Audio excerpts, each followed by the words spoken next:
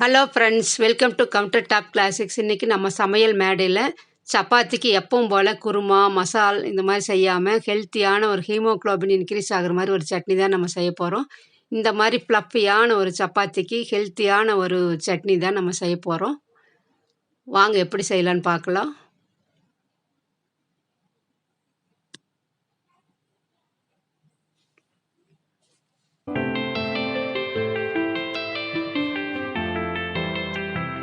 இந்த சட்னி செய்யறதுக்கு இந்த அளவுக்கு வந்து பெரிய சைஸ் பீட்ரூட் வந்து நல்லா தோல் எடுத்துகிட்டு கழுவிக்கலாம். பாருங்கள், இந்த மாதிரி க்ளீனாக எடுத்துட்டு துருவி கிரேட்டரில் நல்லா துருவி வச்சுக்கலாம். இப்போது முழு பீட்ரூட்டும் துருவி வச்சாச்சு. இந்த பீட்ரூட் துருவல் வந்து ரெடி. அதுக்கு தேவையான பொருட்கள் என்னென்னு பார்த்துடலாம். கடலைப்பருப்பு, உளுந்தம்பருப்பு, காஞ்ச மிளகாய், புளி, கருவேப்பிலை. இப்போ ஒரு கடாய் வச்சு எண்ணெய் ஊற்றிக்கலாம். எண்ணெய் வந்து நல்லா தாராளமாக ஊற்றியாச்சு. அதில் வந்து 1 ஸ்பூன் வந்து உளுந்தம்பருப்பு சேர்த்திக்கலாம். எண்ணெய் வந்து சூடாகாதுக்கு முதல்ல நம்ம போட்டுடலாம். 1 ஸ்பூன் வந்து கடலைப்பருப்பு அதே ஸ்பூனில்.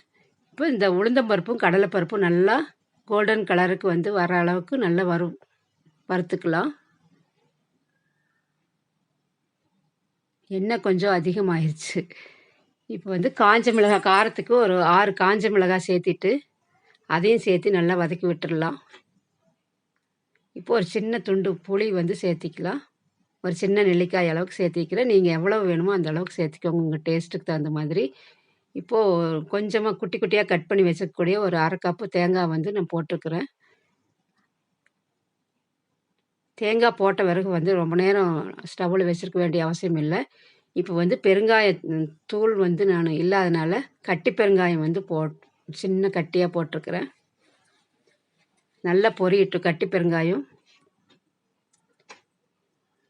இப்போ வந்து நம்ம ஸ்டவ் ஆஃப் பண்ணிடலாம். நல்லா ஆறட்டும். இப்போது அதே எண்ணெயில் இந்த பீட்ரூட் துருவலையும் சேர்த்து நல்லா வதக்கி விட்டுடலாம். நல்லா கலர்ஃபுல்லாக இருக்குது பாருங்கள். ரொம்ப நேரம் வதங்கினா அந்த பீட்ரூட்டுடைய கலர் வந்து மாறிடும். அதனால் கொஞ்சமாக அந்த எண்ணெயிலேயே நல்லா வதக்கி விட்டுட்டு ஒரு 2 கொத்து கருவேப்பிலை ஃப்ரெஷ்ஷாக சேர்த்திக்கலாம். அதையும் சேர்த்து நல்லா வதக்கி விட்டுடலாம். தேவையான அளவு உப்பு சேர்த்திட்டு ஒரு 2 நிமிஷம் வதக்குனா போதும். ரொம்ப வதக்கணும்னு அவசியம் இல்லை. பீட்ரூட்டெல்லாம் பாருங்கள் கலர் மாறாமல் இருக்குது. இப்போ இதையும் ஒரு தட்டில் ட்ரான்ஸ்ஃபர் பண்ணி வச்சிடலாம். நல்லா ஆறட்டும். கருவேப்பிலையுடைய கலரும் கூட மாறாமல் இருக்குது பாருங்கள். இப்போ நம்ம வறுத்து வச்ச அந்த கடலைப்பருப்பு தேங்காயெல்லாம் ஒரு மிக்சர் ஜாரில் சேர்த்திட்டு பல்ஸில் ஒரு 2 சுற்றி எடுத்துகிட்டு வந்துடலாம். ரொம்ப ஃபைனாக அரைக்க வேண்டியதில்லை. இந்த மாதிரி கொரகொரப்பாக அரைச்சிட்டு நம்ம பீட்ரூட் வதக்கி வச்சிருக்கக்கூடிய அந்த பீட்ரூட்டு கருவேப்பிலை அதையே சேர்த்திக்கலாம். நல்லா ஆறிடுச்சு. ஆறின பிறகு சேர்த்துங்க, இல்லாட்டி தூக்கிடும் ஜாரு.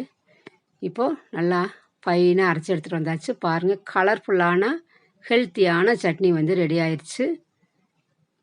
இந்த மாதிரி கட்டியாக இருந்தால் தான் நம்ம சாதத்தில் போட்டு பிசைஞ்சு சாப்பிட்றதுக்கு நல்லாயிருக்கும். இட்லி, தோசை, சப்பாத்திக்கெல்லாம் வந்து கொஞ்சம் தண்ணி வேணாலும் நம்ம மிக்ஸ் பண்ணி வச்சுக்கலாம். இப்போ இது வந்து ஒரு பவுலுக்கு ட்ரான்ஸ்ஃபர் பண்ணிடலாம். தாளிப்பே வேண்டியதில்லை இந்த சட்னிக்கு, அப்படியே சாப்பிடலாம்.